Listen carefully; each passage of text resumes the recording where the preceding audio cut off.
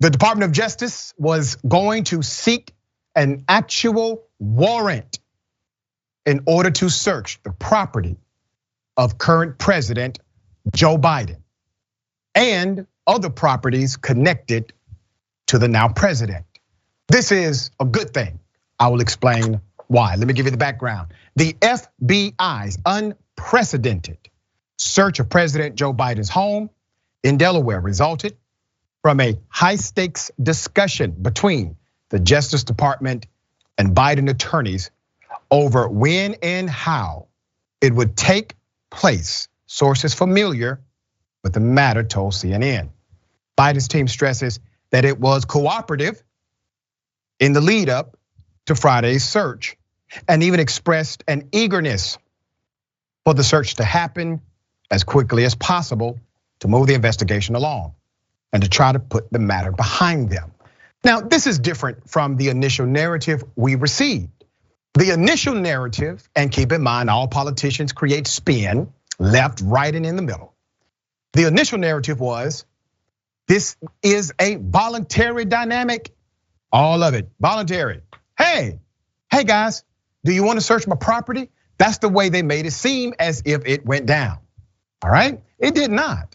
These discussions were high stakes, and yes, the DOJ ended up saying, we can do this the easy way or the hard way, but it's going to be done, all right? Once again, this is a good thing. There's more. For its part, the Justice Department had decided it would conduct the latest search and any additional searches after Biden's team handled earlier searches themselves. Federal investigators also were prepared to seek a warrant if they did not get consent to search the Wilmington property, according to multiple sources. The Justice Department, however, never raised the possibility of a warrant during the recent discussions, according to a law enforcement source, even though the possibility still loomed if Team Biden chose not to cooperate. You want to have people looking at things, know what to look for. Attorneys don't collect evidence. That would be the FBI. Whoever's getting this info would have to have clearance. One source familiar with the investigation told CNN, referring to previous searches by Biden's lawyers. In the end, both sides reached an agreement that allowed the FBI to do the search. And investigators spent nearly 13 hours combing through all of the working, living, and storage places. They found 6 items relevant to the probe, including documents with classified markings and material from Biden's home in the Senate. Now, let me caution you on the narrative so far. When it says classified markings, that is different. That is a material difference than classified documents. Classified markings means, well, the information shows itself to have a classification. However, they have not confirmed, or at least publicly so, that the classification is active. It is possible to have documents marked classified that have been unclassified by the proper chain of command. There's more. Garland defended the Justice Department's approach to the document investigations on Monday. The department said the department has a set of norms and practices that have been part of our DNA since the Watergate era, Garland said. These are essential for us to continue to ensure that we adhere to the rule of law. All right, so let's count the ways here. Trump, a whole bunch of classified documents found at his Mar-A-Lago property and more. You have Pence. They found he had classified documents in his property as well. And now the current president, Biden, classified documents, or at least documents with classified markings. Now let me contextualize this properly. Remember, Donald Trump is accused of taking and keeping classified documents that were so highly sensitive, they were classified as SAPs, special access programs. You have two types of SAPs, acknowledged and unacknowledged. As a matter of fact, these SAP programs are so classified and so highly sensitive that even the DNI director, the director of national intelligence, cannot get access to an SAP program without proper clearance and bureaucracy being approved. Donald Trump somehow got his hands on this kind of documentation. When he was told to hand it over, he did not.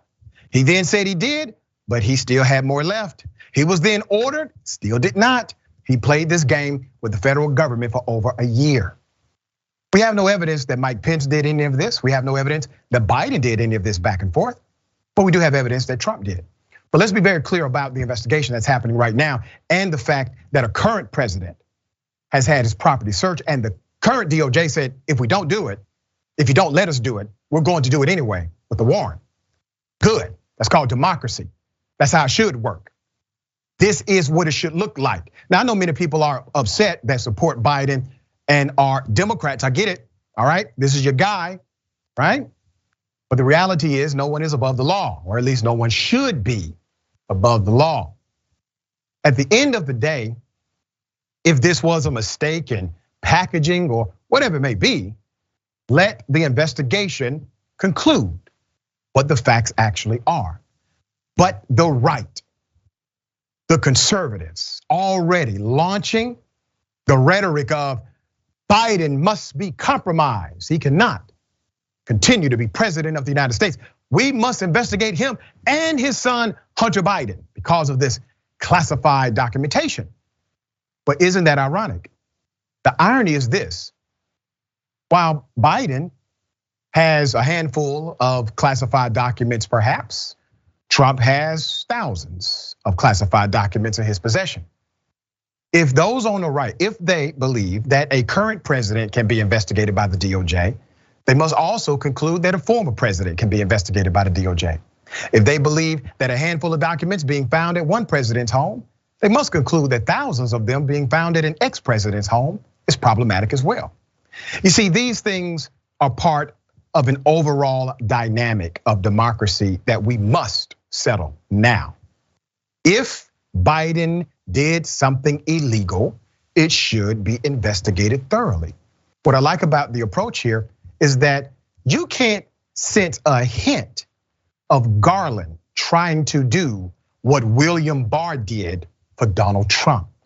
Don't forget, Donald Trump was so damn corrupt.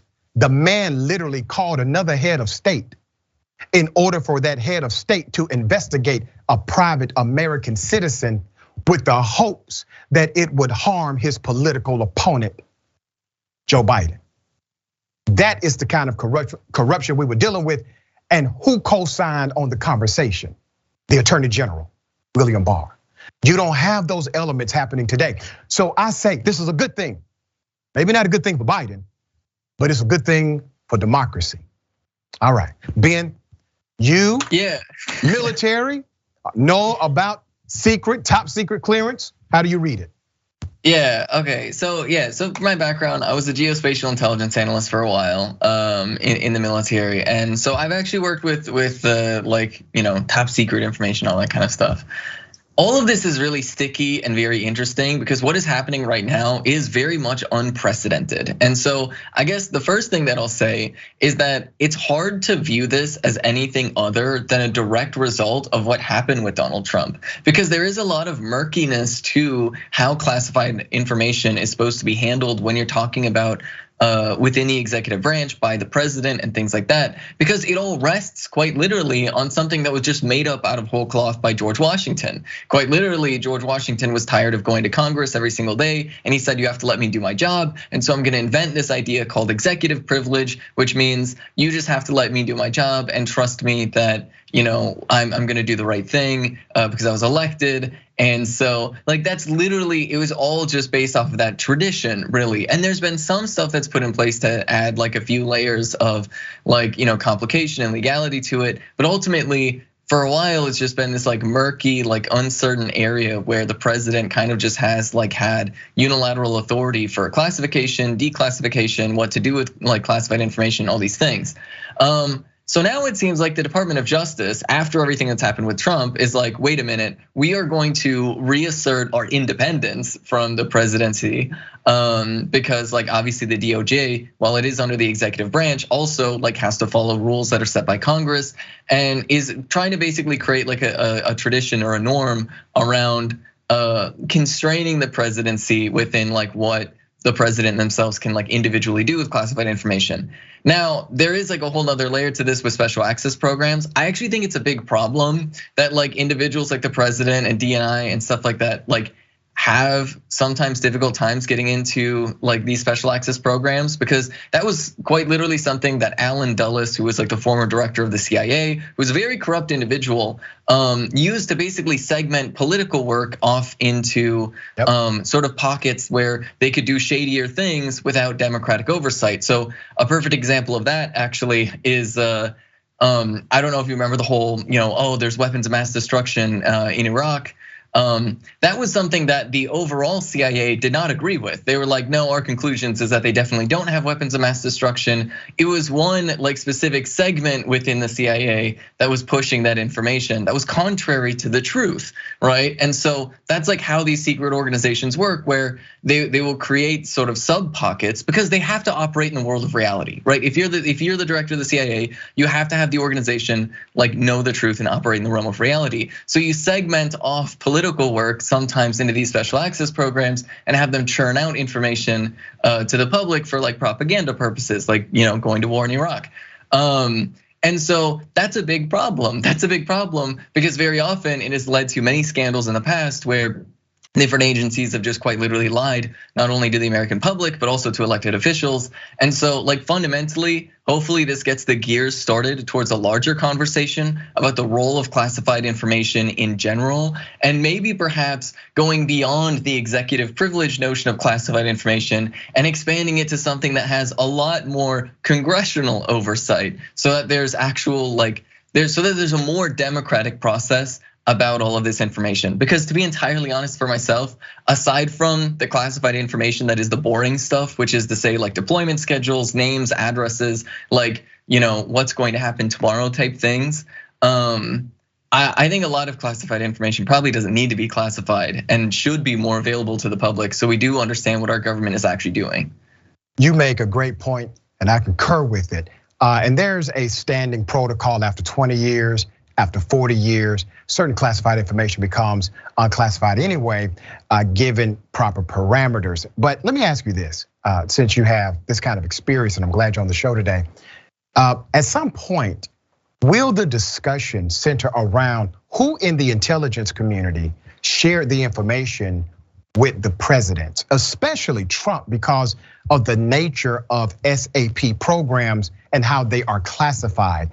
And how you have to be rated to those programs. At some point, does it turn back on the intelligence community?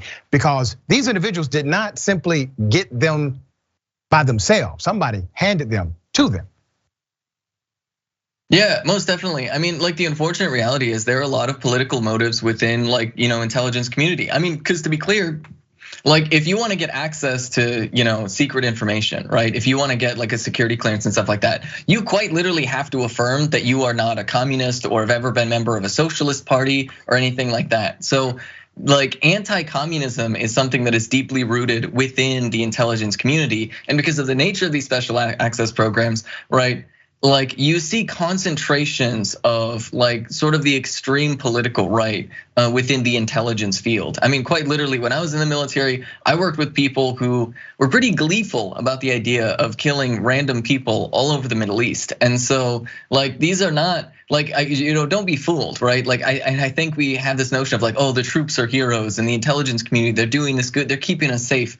For the most part, they're not, right? Like it is like for the most part, actually, there's a lot of villainous intent that is rooted in a very long-standing anti-communism. That literally goes back all the way to people like Alan Dulles, who did a lot of unsavory things. I mean, Alan Dulles like literally framed people for being spies just so that innocent people would get arrested in like East Germany, right? And so like there's a ton of things that like are sort of embedded within the community. So to me, it's not really surprising that you would have right wingers in these institutions that would sort of gleefully work with like Donald Trump. Because I remember when Trump got elected, when I was in the military, there were a lot of people who were like, oh great, there's no more breaks, which is a really terrifying mentality to have. Fascinating breakdown. Thank you for that insight.